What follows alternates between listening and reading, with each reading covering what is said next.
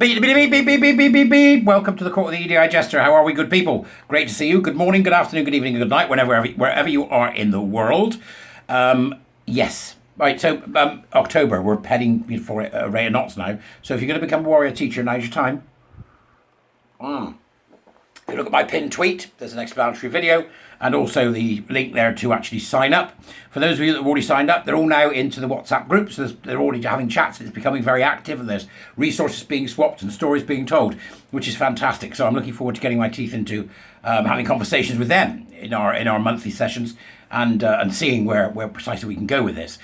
Also glad to say that another group is approaching the last of their first year. So very excited to move on to year 2, which is another good thing. It's just fab. I'm just loving it. These are such good people. And that lots of them will be in Dublin tomorrow. So look out. See if you can spot a warrior teacher. They look sort of, statuesque and knowledgeable. Meanwhile, for your enjoyment and delectation and delight, I have something from the wonderful Miriam Cates. Now, if any of you know, follow, have a phone number for, or got a contact for Miriam Cates, for the love of God, can you please get her to follow me? So at least I can do is respond to the things she puts up, because she restricts it to people that she follows. And I'd like to be one of the people that can say, go on, Miriam, give them what for. So if you have any sway with Miriam Cates, please get her to follow me, right? Because I think she's doing great work. I don't think Miriam and I would agree on everything, but as I've always said before, it doesn't matter. So Miriam has now given us an article in the Telegraph on the 14th of September, essentially saying the showdown. We need a showdown. We can only win from a showdown with Stonewall. And I think Miriam's onto something here. I've said it before. Get him in court. Get him in court. And she's saying instead of this timidity on trans guidance in schools, the Tories should relish the inevitable legal battle. And I agree. Pick a fight. Pick the damn fight. That's what I say to everybody. Pick the fight. Even to my friends. They're like, well, I don't want to actually do anything because I'm worried about my social plan. And I'm like, well, just pick a damn fight. Pick a fight and have it. Start that activism. Start moving. Pick a fight. Children's Commissioner Dame Rachel de Souza has called on the government to publish its long-awaited gender guidance. I think it'd be more useful if Children's Commissioner Rachel de Souza came out publicly and said that gender identity is a load of nonsense and people should ignore it. That's what I think de Souza could have done, but she hasn't. Instead, she's gone to Daddy. See, this is where Miriam and I don't agree with some things. She's gone to Daddy and Mummy to sort it out. You're the bloody Children's Commissioner. You put your oar in. Go on, have a go. I know, I'm being unfair. I'm being unfair to Rachel. She told the Telegraph that teachers and families are crying out for ministers to act. Really? See, this is where I'm a cynical old bugger. They're crying out for people to act. I'm sorry. You don't need the government act to tell you that this is all wrong. You don't. Right now, they do need it, obviously for the guidance for schools. But every individual should be able to say, we're not pushing this nonsense, we're done. No, you're not a boy. You're a girl. Get on with it. Right? I think it's our capitulation to the need for a father figure or mother figure in some sort of legislative form is what's caused half this problem. Right? Parents will end this, won't they, Miriam? Parents will end it, yeah. So it's been well over a year since the government committed to producing the guidance, and parent schools campaigners and MPs are growing impatient, understandably. The need for guidance is not in doubt. Over the past decade, there has been an exponential rise in the number of children who are questioning their gender. The number of girls referred to the Tavistock Clinic rose by 5,000% between 2010 and 2022, and 80% of schools now have a trans-identifying children. No such thing. Right, that's the first thing that's got to go in there. Oh, I'm trans. No, you're not. You're Mark, you're spotty, you smell a bit, you'll be fine. I'm trans, right, okay? Almost half of secondary schools allow pupils to self-declare their gender without parental consent. Half of secondary schools, what the hell are they playing at? Although the fact that it's half does prove that this is obviously a polarising and divisive subject here. The fact that parents are saying to their kids, that's all right, love, you're fine. Oh, isn't it lovely that you've got a trans identity? These Munchausen, Transhausen by proxy nutters isn't helping anything or anyone. Is it? Let's be honest. Unsurprisingly, this has presented schools with challenges well outside their educational remit. They aren't qualified to diagnose mental illness. Outside their remit.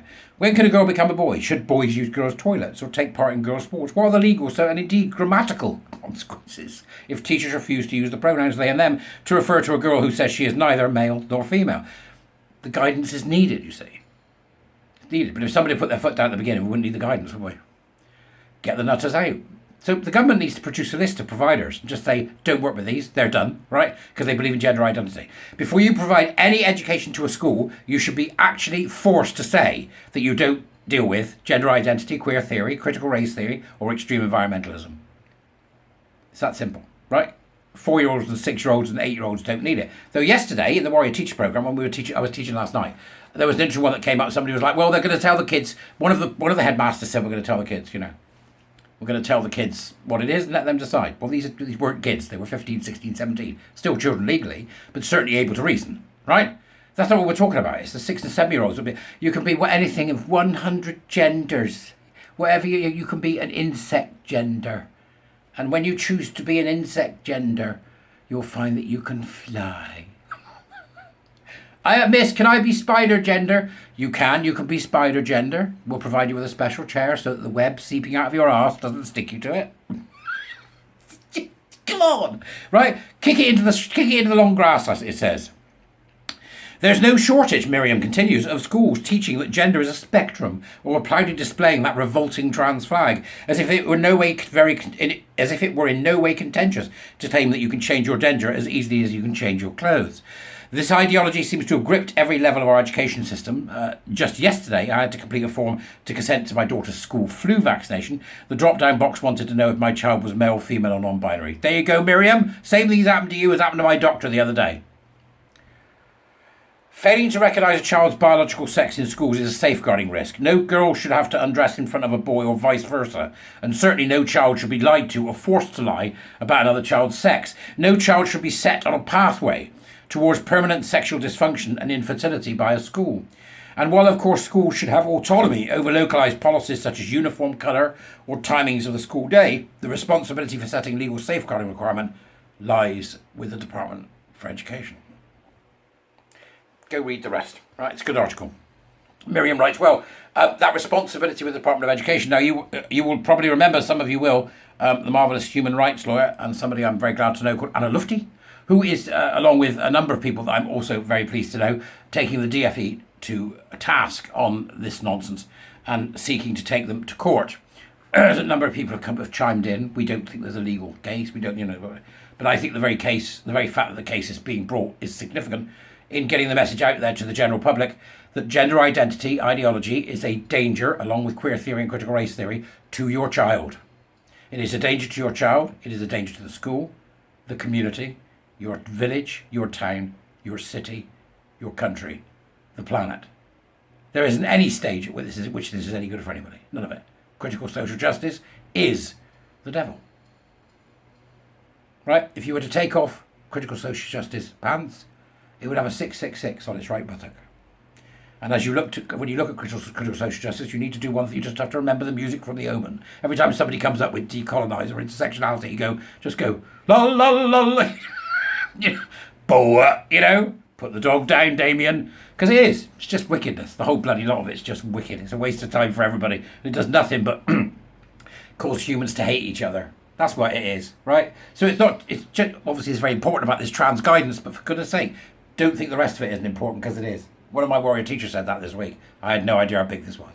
It's like the vista just goes bang. Oh my God, it's all the same thing. Yes, it's all the same thing. But keep going, Miriam. Loving the stuff you're doing. And, well, the more we do, the more we keep going, the more likely we are to stop this. So let's just keep at it, folks. It's great to see you, and I'll see you again soon.